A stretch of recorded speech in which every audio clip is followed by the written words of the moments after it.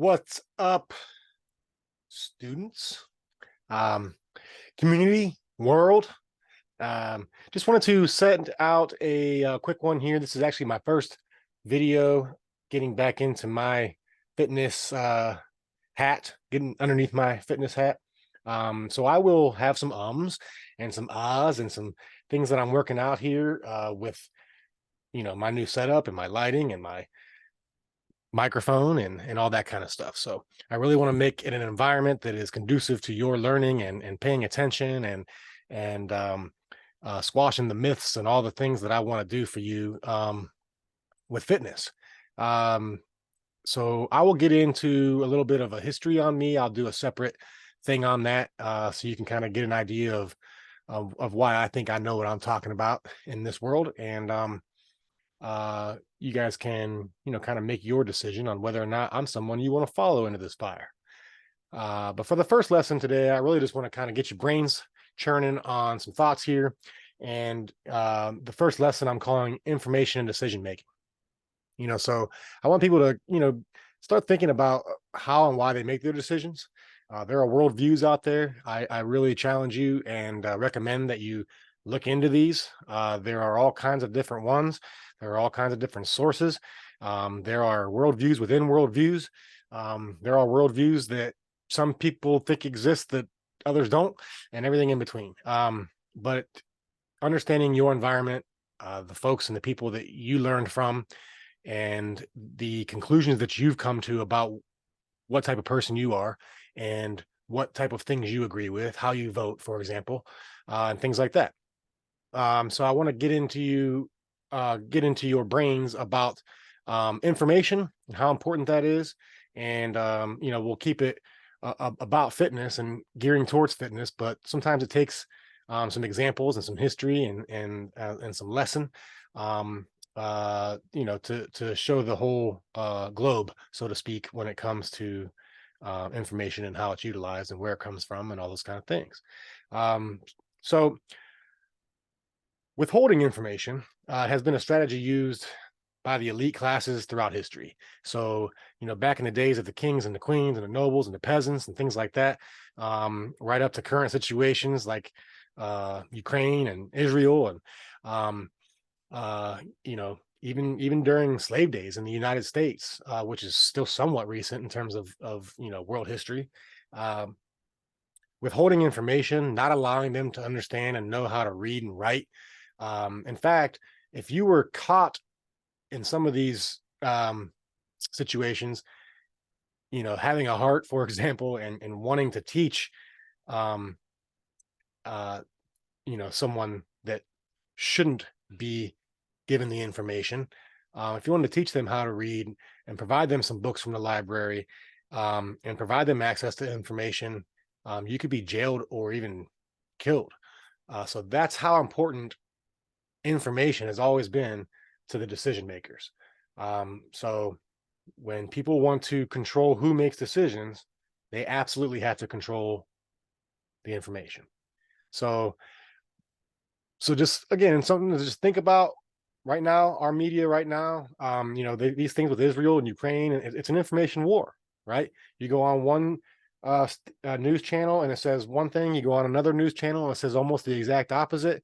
So how can that really be? So the fact always lies kind of somewhere in between, those TV news stations, and facts always lie somewhere outside of one's worldview and opinions. So, for now, I just want you to be mindful of the fact that information is still very powerful. Knowledge is power, right? But it's still fact. And we think that because we have a cell phone in our hand with Google at our tips, that information is, that anything in the world is just right at our fingertips, which may be part of the truth, but not all the truth. So we do have a lot more access to information, but that information is still controlled by very select groups of people. And that includes the fitness industry information. That also brings up, though, one of the first Buffingtonisms that you're gonna get in these lessons, which is what I call the Buffington 1/16 rule. The 1/16 rule is when you get any news story or product or service that they're trying to sell you, you're lucky to get about 1/16 of all the facts, right? They want to give you the stuff that sounds good, the stuff that sells good, the stuff that makes you feel good. They want to tell you what you want to hear. It's easy. It's 1, 2, 3. It's ABC, right? But they're leaving out all the other variables and letters in the alphabet.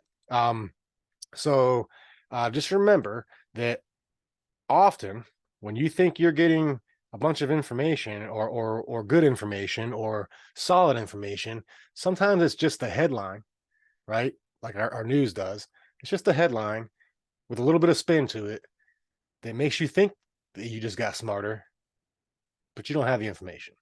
Now you're going out and making decisions about your health and your life, right? And your wives and everything else in between. But you're taking these little snippets of information and acting informed and going out and making decisions.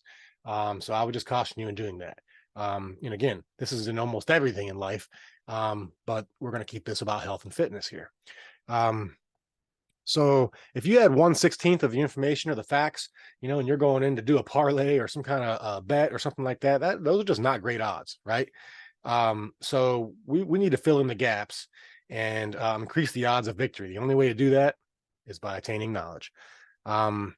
So in the files of my PC here somewhere is a book that I started a little while back that I intend to share with you folks and get that completed and loose ends tied up and buttoned up and pulled into chapters and things like that.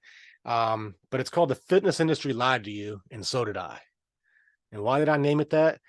Because unfortunately, what I started realizing in many years of fitness, I started training back in 1998 after I left OSU football on an injury.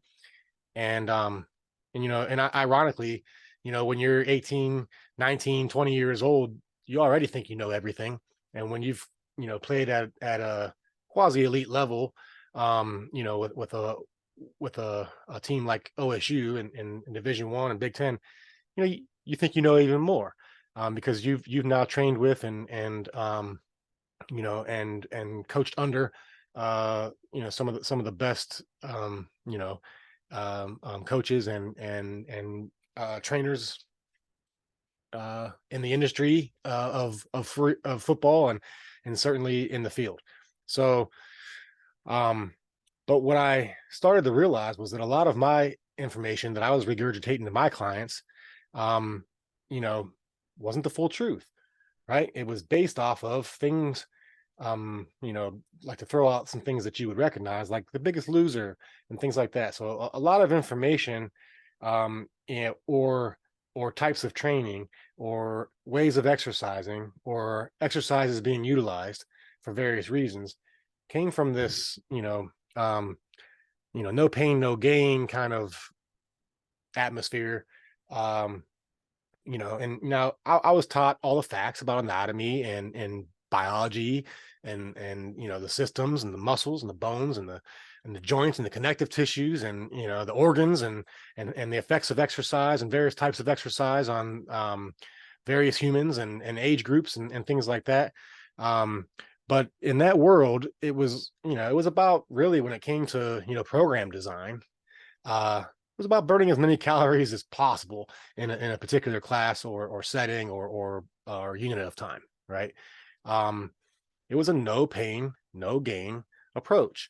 And if the client had a pain or an injury, or even worse, a limitation, or inability, or a handicap, as some may call it, or a contraindication to some exercise or type of exercise from their medical professionals, they were just left to either participate or, either not participate, for fear of making something worth, or work through the pain until eventually the pain won out. Right. And even some of us that are a little bit younger, in our years, even in my 40s, which may be old to some of you, there are certain things that I can't do that I did when I was 18, or at least not to the same degree or the same level. So, things have to change as your body changes and as your age changes and things like that. So a lot of this information was just, wrong, and it was based off of what they wanted to sell. It was actually, some of it was even going back as far as the Clintons. You may recall, some of you got involved in uh, the school systems, and childhood obesity started becoming an issue, and they wanted to go in and help and fix things. And well, can't we just get the sodas out of the schools? Let's get the sodas out of the schools. And they made a big movement for this. And what they decided to put back in the schools were juices and things like that actually had more sugar and more fake sugars, like the high fructose corn syrups and things that we've heard of that are terrible. But these juices that they sold as being healthy were actually worse than any of the sodas that they took away from the schools. So it's things like that, to where they're pushing an agenda that makes them look good, like they're doing some kind of public, you know, uh, you know, um, fist bump, when actually they're just in it, to build these nonprofit groups, which actually make profit for somebody, and push, some big agenda into certain industries that will benefit from this. But as we know, since all the low fat, since all the no sugar, since all the, yada yada yada. I mean, how many exercise programs and diets have you heard of in the last 10 or 20 years? Um, Yet the country still gets fatter, you know. And I'm sorry if that word offends you, but it's true. And for the first time, we're living not as long as our parents.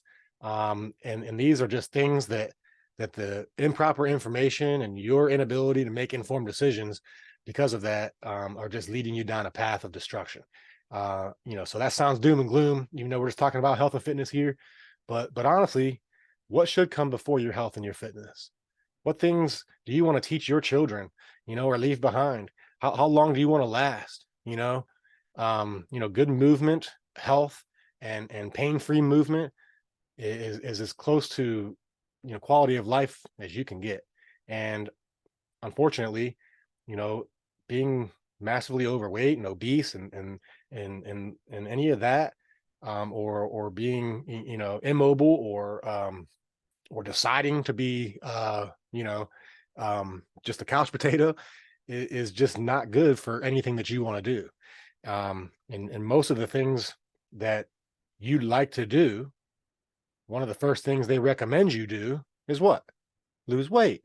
So we'll get on that topic later. But again, um, in college, I dabbled with the idea of going into medicine, and um, and through that took many pre-med courses and things like that. I found it interesting that several of my professors had actually written the manuals or the booklets, and then of course, for some reason, even though the human body hadn't changed, biology hadn't changed, anatomy hadn't changed, um, they had to update their books and resell the new ones and get rid of the old volumes.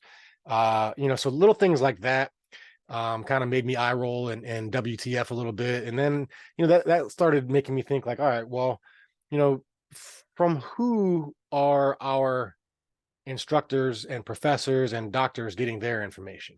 Because it's got to come from somebody.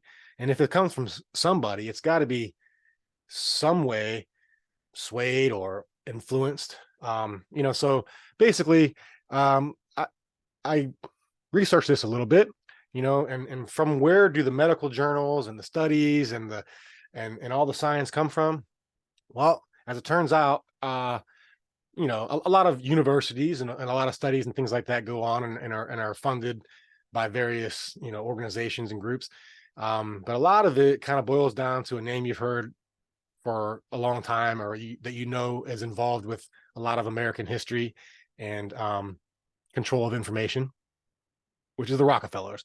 So if you do a little research on the Rockefeller Institution, what you'll find is that they basically hire all the best doctors and all the best scientists to do all the studies that make it into the health journals and medical journals, from which courses are designed, from which decisions are made, all the way up to the highest levels, from to the CDC and the World Health Organization, which became really popular during the COVID crisis. And no matter what you think about all that, we do know that there was some foul play, right? And there was misinformation and disinformation and mixed information and things like that. So even from these places that are supposed to be trusted sources, you're having a hard time getting solid information. So you know, my push to you, or my challenge to you, is um, don't just regurgitate the information that's given to you. Check check and balance a little bit, you know, ask for receipts, prove that, right? And make sure you're getting more than 1/16 of the information before you go off and take that information and go, oh, I'm gonna buy this program, and then try to sell it to my friends, and bother them and this kind of, we'll get into multi-level marketing campaigns and all that kind of stuff too. Do they have some positives? Sure. But stay tuned.